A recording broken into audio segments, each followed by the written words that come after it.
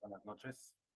Esta semana vamos a estar comentando un libro bastante interesante llamado La historia general de las cosas de Nueva España, escrita por Fray Bernardino de Sahagún, franciscano, y fundada en la documentación en lengua mexicana recogida por los mismos naturales. Entonces, este es el libro de la semana que vamos a comentar. Varios pequeños segmentos, porque como pueden ver, el libro es gigantesco, es enorme. A veces viene en 2, 4 tomos. Y bueno, esta es la edición económica que editó Porrúa, la colección sepan cuántos, número 300. Entonces, bueno, pues empezamos comentando un poquito sobre cómo llegó este libro a mis manos y fue de la manera más extraña que se pueden imaginar. Y es que aquí en Cholula hay una capilla de adoración perpetua, donde ponen una mesita como para dejar libros, ¿no? Pues es como una especie de intercambio de libros, uno lleva libros y puede recoger libros. Entonces, pues yo llevé alguno y me encontré con este. Yo creo que porque leyeron que era de Fray Bernardino franciscano, a lo mejor pensaron que era como religioso, pero bueno, es increíble. Este libro llegó a mis manos por pura providencia, eh, completo, ¿no? Una edición, pues, más o menos vieja, de 1999, ¿no? Todavía cuando Porrúa utilizaba otro papel, utilizaba doble columna, pero, vaya, es un libro que ya había consultado, no lo he leído completo, por supuesto que no, sino, le tengo más respeto. A lo mejor en la vejez lo lea completo, pero sí me gusta leer algunos libros. Hace muchos años leía la parte de los ritos, la parte del calendario, la parte de los discursos. Bueno, vamos a hablar de esto más adelante. Entonces, he leído segmentos. Actualmente estoy leyendo los libros náhuatl, ¿no? Los libros que originalmente están en lengua náhuatl y que además tradujo el padre Ángel María Garibay. Entonces, bueno, vamos a un poquito sobre qué es este libro. Bueno, pues Fray Bernardino de Sahagún fue un fraile franciscano que llega a la Nueva España, prácticamente recién conquistada, y como casi todos los frailes, como casi todos los religiosos, se dieron cuenta que el mundo náhuatl, que el mundo prehispánico, era un mundo muy complejo, era un mundo muy grande y era un mundo muy rico, ¿no?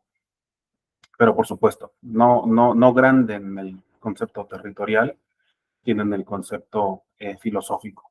Y muy rico también en el plano espiritual, en el plano religioso. Eh, y no solamente, vaya, nos dicen que los frailes llegaban a quemar libros, bueno, eso es una simpleza, que reducir la historia, llegar y quemar libros, no, va más allá, es más complejo.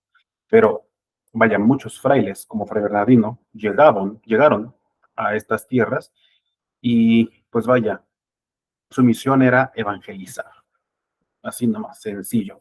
Pero bueno, ¿cómo les cuentas el evangelio a los nativos, a los nahuas?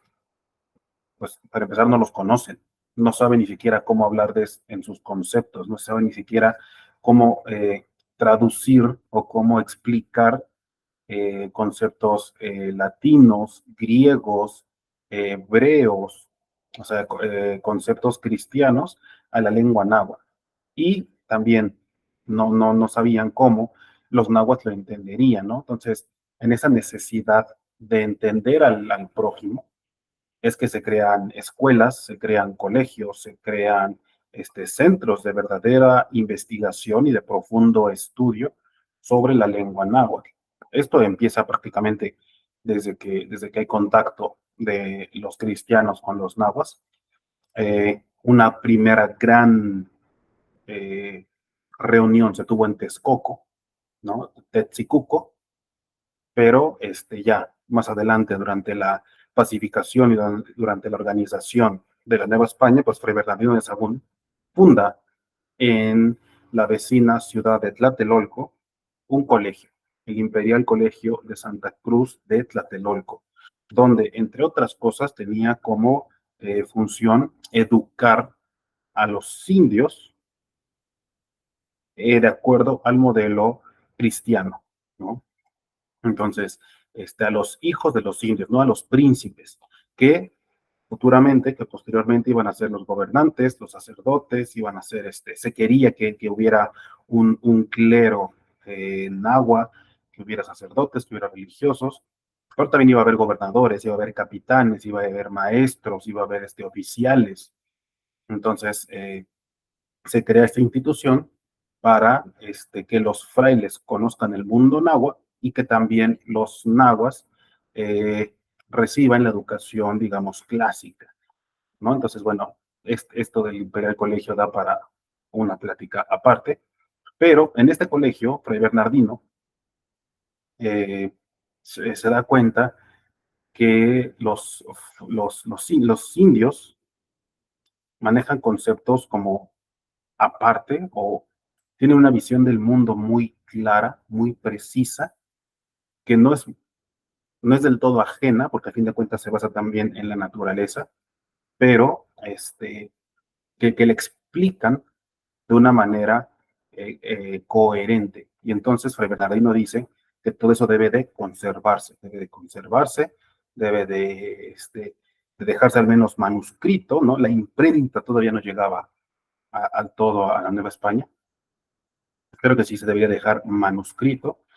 Y vaya, o sea, no solamente queda como crónica, sino que Fray Bernardino, que yo creo que es un genio, es una de esas personas excepcionales en la historia, deja muy claro que quiere conservarlo, digamos, en tres idiomas, ¿no? El idioma castellano, que es el idioma que se habla, es decir, era también un libro para ser leído, no tanto para académicos, ¿no? En ese caso lo hubiera dejado en latín. No, era un libro para académicos, era un libro para el público, para los frailes, para los que llegaran, para los de las futuras generaciones, que se leyera en castellano, ¿no? Una segunda versión o un segundo idioma es el náhuatl, ¿no? Entonces se empieza a escribir en náhuatl. Según el padre Ángel María Garibay, que fue el que preparó esta edición, dice que la época de oro del náhuatl fue del siglo XVI y XVII, es decir, después de la conquista, porque es cuando más se escribe, cuando más se imprime, cuando se importan nuevos conceptos, cuando el idioma también se expande por casi todo el territorio. El náhuatl se convirtió como una especie de lengua franca en todo el Nuevo Mundo, ¿no? Entonces, las cosas administrativas, las cosas religiosas se manejaban en español y castellano, pero la lengua franca entre los naturales, entre los nativos, era el náhuatl, de manera que también los del norte, ¿no? Los de tierra adentro, que hablaban una lengua aparte, se comunicaban a través del náhuatl. Los del sur, de Nicaragua, Honduras, todo eso también se comunicaban con los del centro en lengua náhuatl. De manera que esa expansión geográfica del náhuatl y también la expansión del léxico, la expansión de material impreso, la expansión de libros, se da durante los siglos XVI y XVII, ¿no? Contrario a lo que muchas veces nos dicen, de que los españoles llegaron a desaparecer en náhuatl, pues todo lo contrario. Y bueno, una de las características del náhuatl es que no se escribía en caracteres latinos. Entonces, se crea una especie de colegio en el cual van escribiendo lo que escuchan. Y en eso trabajaban los naturales, en eso trabajaban los príncipes, en escribir con letras latinas lo que ellos hablaban en náhuatl. Entonces, esto es maravilloso, están codificando su idioma para poder ser leído, al menos en todo el mundo occidental, al menos en toda la cristiandad, ¿no? De manera que un napolitano, un normando, un lusitano, podía tener un texto en náhuatl y leerlo, ¿no? Entonces, o sea, esto es maravilloso.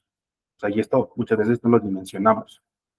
Entonces, tenemos el texto en español, el texto náhuatl, ¿no? Con este nuevo náhuatl que están haciendo escrito con caracteres latinos.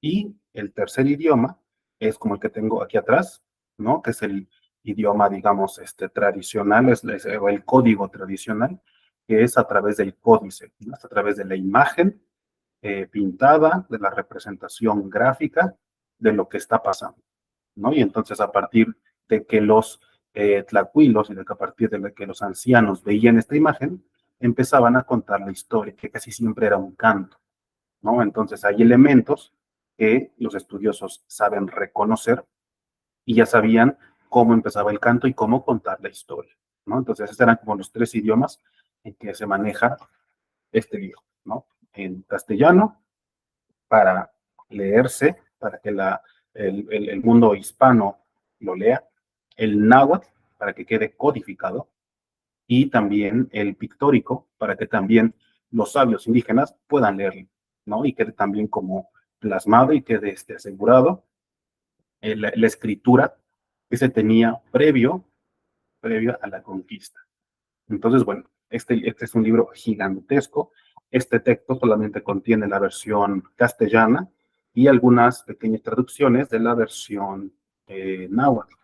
Hoy día se está traduciendo completamente toda la versión náhuatl, lo cual es muy complejo porque es un náhuatl de hace 500 años que no tiene como tal tantas reglas o que no sigue un patrón como tal, ¿no? Entonces, vamos a encontrar la misma palabra escrita de diferentes formas en una letra del siglo XVI y, bueno, también muy sujeto a interpretaciones, ¿no? Y a traducciones.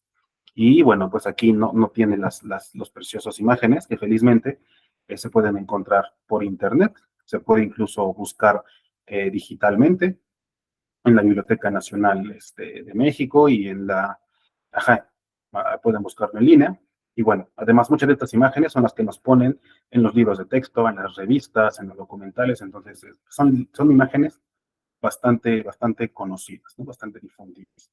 Bien, ahora les quiero enseñar, para que tengan más o menos la imagen, de Fray Bernardino de Sahagún. Entonces, él es Fray Bernardino de Sahagún, es un fraile vestido a la franciscana, ¿no? Con su hábito azul, ¿no? En señal del voto que hacían los franciscanos para defender a la Inmaculada Concepción. Y detrás se puede ver el, el libro, ¿no? Como una interpretación, una representación del libro escrito, ¿no? En su atril. Y del otro lado tenemos algunas imágenes de la parte del libro en el que empieza a hablar sobre las divinidades, sobre los dioses de los antiguos mexicanos, ¿no? Y entonces es muy interesante porque el libro va a hablar de la mitología, de la cosmología, del calendario, de las tradiciones, de los ritos y finalmente de la conquista, ¿no? Y de la historia, de cómo encaja la historia náhuatl en la historia de la cristiandad. Entonces, bueno, él es Fray Bernardino, ¿no? Esto está sacado de la página de la revista Arqueología Mexicana, que también periódicamente publica cosas sobre el códice, sobre todo los avances que se tiene de las traducciones, ¿no? Muy bien, aquí hay otra imagen muy interesante, que es una escena de la parte mitológica. Entonces les decía, tenemos tres lenguajes, ¿no? O tres idiomas. Tenemos el idioma castellano, el idioma náhuatl y el idioma pictórico. Entonces, en esta escena, vemos la imagen y tenemos una versión castellana que lo narra, que es la que viene en este libro, en estas ediciones. Tenemos una versión náhuatl que se está trabajando y, bueno, la edición pictórica. Y, bueno, particularmente esta es una escena mitológica, ¿no? Vemos a Quetzalcóatl, ¿no? Ataviado, ¿no? Con su concha como guerrero y con un anciano que le ofrece una medicina que es un pulque. Entonces, bueno, esto también es muy interesante cómo pasa esta historia. Ahora, este mito o esta leyenda, mito, también tiene en este otro libro, que es La llave del náhuatl, también del padre Ángel María Caribay, que también lo pueden conseguir en sepan cuántos, Urrúa, número 706. Y bueno, aquí también pueden enterarse de la historia de Quetzalcóatl y lo que estamos viendo aquí en la imagen, ¿no? Entonces también, en este caso tenemos la versión náhuatl, tenemos un segmento de la versión náhuatl y una traducción del náhuatl del padre Ángel María Garibay. Entonces, aquí viene la versión castellana, aquí viene la versión náhuatl, viene bilingüe, náhuatl y español, y les estoy mostrando en la imagen la versión pictórica. Bien, ahora, una tercera imagen que les quiero mostrar viene de la página de National Geographic, y también el códice florentino, también se le llama todo esto, tiene una parte como de la vida cotidiana, de cómo vivían o cómo vivían previo a la conquista los nahuas, ¿no? Y entonces, pues también va a hablar de sus oficios. En este caso, estamos viendo cómo se hacía el arte plumario, ¿no? Cómo se hacía, digamos, tapices, pero en lugar de ser con hilo, era con plumas de aves. Entonces, aquí está el artesano trabajando las plumas, posiblemente sea un chimali, un escudo. Pero aquí se ve ya el mestizaje del lenguaje pictórico, ¿no? Ya lo que vemos aquí ya no es un códice, digamos, prehispánico, ¿no? Es un códice auténtico, hecho por manos indígenas, pero ya en un mundo mestizo, ya en un mundo cristiano, ¿no? Porque a pesar de que sigue siendo el lenguaje náhuatl, ya la composición de la imagen, los detalles de la imagen ya nos hablan de un contacto con el mundo cristiano, ¿no? Con el mundo occidental.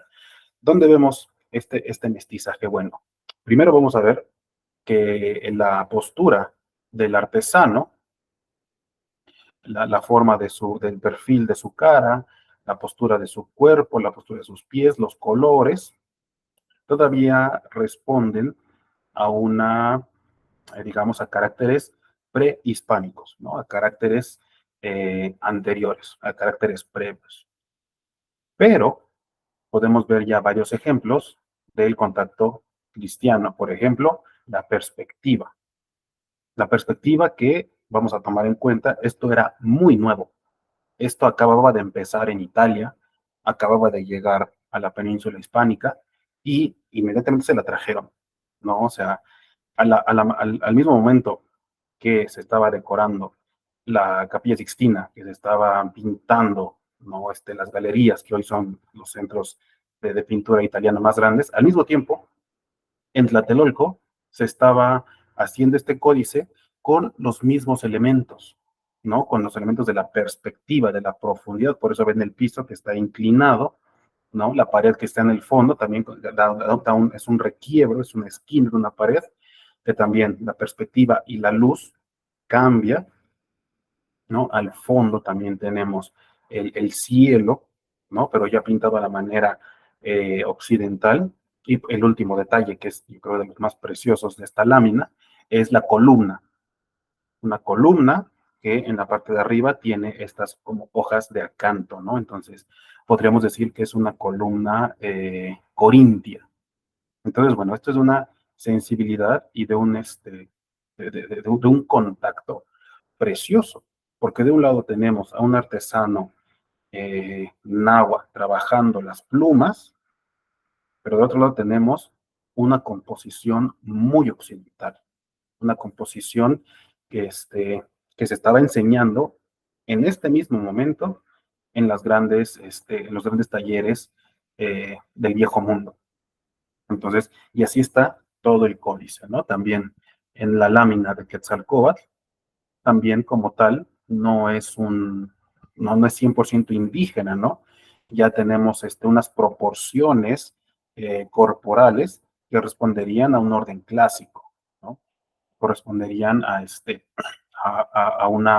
unas proporciones más de la escuela renacentista, que pues toma mucho del mundo clásico, y a pesar de conservar elementos, como por ejemplo el escudo, los caqui, ¿no? Los guarachitos de Quetzalcóatl, las plumas, las conchas, el collar de conchas, también tiene elementos cristianos, elementos de la pintura occidental, como por ejemplo las telas sombreadas, ¿no? El juego de líneas que parece casi como de paños húmedos, que esto viene de la antigua Grecia, también está ahí, ¿no? La vírgula, ¿no? De que están hablando, pues ese es un elemento prehispánico, y por otro lado, la postura de los pies, ¿no? O sea, hablando de una perspectiva y de una profundidad, ¿no? Cuando generalmente los códices prehispánicos eran planos, ¿no? Muy, muy interesante.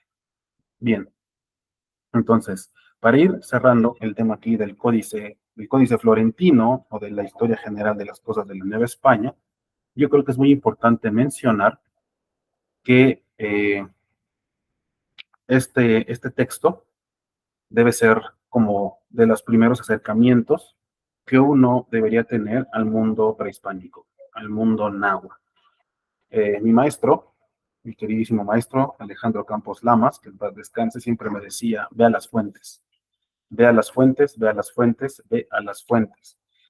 Y pues vaya, es muy fácil eh, buscar como una especie de la conquista de México escrita en el siglo XX, en el siglo XXI, ¿no? Incluso en el siglo XIX, pero que como tal yo creo que ya están truqueadas, ya tienen como una maña, ¿no? Para comprobar un punto, ¿no? O sea, si de la conquista fue buena o fue mala, si fue justa o si fue cruel, entonces ya los autores ya tienen eh, un motivo del por qué volver a contar la historia, ¿no? Entonces, leyendo las fuentes originales, se pueden encontrar lo que se decía en la época, lo que se hablaba en la época, la versión que corría en la época, ¿no? O sea, este libro fue escrito apenas 50 años después de la conquista, 70 años después. Entonces, o sea, este libro, las partes nahuas, fueron, digamos, contadas por los ancianos y escritas por los príncipes. Entonces, o sea, este es un libro más nahua que de un fraile, ¿no? O sea, realmente el fraile es como que el director de la obra, ¿no? Y como el compilador, pero realmente lo que está aquí escrito era lo que los ancianos nahuas decían y lo que los príncipes nahuas escribían en lengua náhuatl y en los códices que ya les mostré. Ahora, si queremos conocer el mundo náhuatl, eh, si queremos tener una visión, digamos, un poquito más profunda de su cosmogonía, de su mitología, de sus discursos, de cómo hablaban, de cómo, eh, de, de cómo era el arte de la lengua mexicana. Esto es de lo primero que nos debemos informar, porque son justamente ellos los que lo escribieron. O sea, les digo, lo habló el anciano, lo cantó el anciano, lo escribió el príncipe, y de ahí en fuera fue llegando a través de la historia hasta nuestras manos, y muchas veces estos libros los encontramos en los descuentos de 50 pesos o de 100 pesos. Entonces, bueno, este era el libro que les quería comentar esta semana. Eh, no tiene desperdicio, es un poquito complicado por el idioma, por el lenguaje, el castellano antiguo, pero, por ejemplo, las versiones nahuas son muy agradables, muy llevaderas, y el padre Garibay, pues respeta mucho también el, digamos, el discurso náhuatl, ¿no? Como lo que se dice en náhuatl, ¿no? Entonces, este, vale mucho la pena. Y también este libro trae un apéndice con himnos, con cánticos que se hacían para los dioses, para las divinidades, ¿no? Aquí está el canto de los Mimixcoa, canto Xochipili, canto Xochiquetzal, ¿no? Canto de Cihuacóatl, eh, en la versión traducida. Tiene un vocabulario muy amplio, es un vocabulario para consultar, ¿no? Las palabras como interesante, y además un apartado con las notas de la primera edición que se imprimió en 1829-1830, por Carlos María de Bustamante, pero bueno, eso da para otra. Bien, pues esta es la historia general de las cosas de la Nueva España. Para quien le diga que los frailes llegaron a destruir y a quemar todo, bueno, quien dice es una gente que no ni siquiera, que no tiene ojos para ver un libro así de grande. Y como este, hubieron muchísimos. Hoy día podemos conseguir muchos, otros tantos se perdieron, pero bueno, pues si les interesa el mundo náhuatl, si les interesa la conquista, si les interesa el México prehispánico, pues esto es una recomendación grandiosa. Pues espero que les haya gustado. Nos vemos en la próxima semana para comentar un libro más. Hasta luego.